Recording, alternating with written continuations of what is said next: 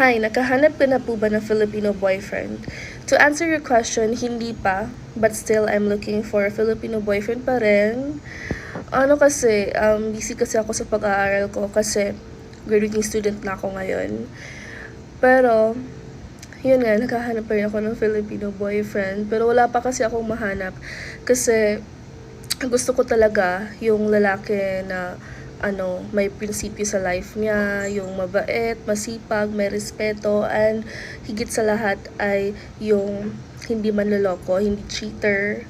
So, gusto ko yung faithful, loyal, marunong makontento, ganon. Gusto ko ng may goal sa life niya, may plano sa future niya, yung maka-Diyos. Basta yun yung hinahanap ko. So, I don't know if may lalaki pa ba na ganyan. So, if you think na ganyan ka or isa ka sa mga lalaki na sinasabi ko, baka ikaw na nga yung hinahanap ko. So, yun. So, if you think na you're the one, mag-comment ka na lang sa comment section. And,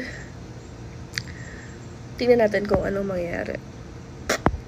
Di joke lang. So, if you think na ikaw yung hinahanap ko, mag-comment ka or message mo ko sa Facebook ko. And, tingnan natin kung mag-click tayo. Ganun. Good luck!